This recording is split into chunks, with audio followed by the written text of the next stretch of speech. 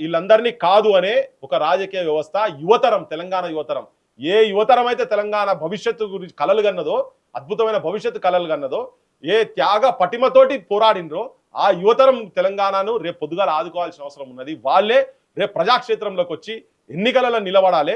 ఇటువంటి దుర్మార్గులు ఉంటే మాత్రం ఈ తెలంగాణ సర్వనాశనం అయితే తప్ప మరో ఉద్యమం కావాలి. బరాబర్ మా ఉద్యమం మొదలైంది అంతే. ఈ రూపంలో ఏదో ఒక రూపంలో తెలంగాణది మొదలైంది. యువతరంలో చర్చ జరుగుతున్నది. జనం ఓట్లు అమ్ముకోవద్దు, భవిష్యత్తు గురించి ఆలోచించాలి. ఓట్లు అమ్ముకోకుండా, నోట్లకు బందీలు కాకుండా, తాగుడుకు బానిసలయ్యి నా తెలంగాణను వల్లకాడు చేస్తున్నారు ఈ పాలకులు. మొత్తం బానిసలు చేసి ఆఖరికి తెలంగాణలో గాంజాయి సప్లై అవుతున్నది ఊర్లలో. ఎవ్వరు కాదలనే సత్యం. నా సొంటోడు ముఖ్యమంత్రి అయ్యేది ఉంటే వారం రోజులే కంట్రోల్ చేస్తామండి. 24 అవర్స్లో కథం పట్టివచ్చు. వీళ్ళందరూ నెట్వర్క్ అంతా ఉంటుంది కదా, ప్రతి ఒక్కరికి పైసలు పోతున్నాయి. బెల్ట్ షాపులు ఇల్లీగల్ కదా పల్లెలలో, కానూన్ కాదు కదా.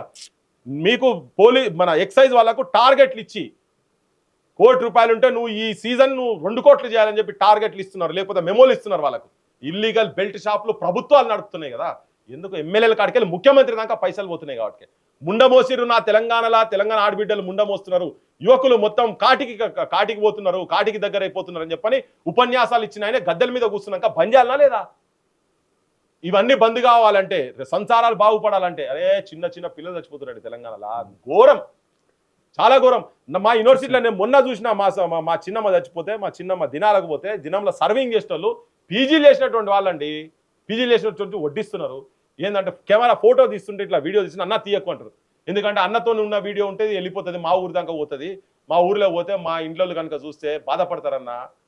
మేము ఏదో ఇక్కడ చేస్తున్నాం, దేనికే మరి ఎందుకు వస్తారంటే ఏం చేయాలన్నా, ఇంట్లో పైసా అడగలేక, ఎకరము 2 ఎకరాలు అర్ధ ఎకరము, నీళ్లు చక్కగా రావు, ఘోరం ఉందన్న మా ఆర్థిక పరిస్థితి. ఫస్ట్ జనరేషన్ చదువులు చదువుకుంటూ ఇక్కడికి వచ్చినామన్నా, ఏదో ఒక పూట తిండి అన్న, పోయి లైబ్రరీలో చదువుకుంటాం, ఒక పూట తిండి ఒక 400-500 వస్తే మాకు దేనికన్నా ఫీజులకు దేనికన్నా ఖర్చుకు వస్తాయి అన్న. వద్దన్నా తీయకని చెప్పింది. 5 మంది అండి.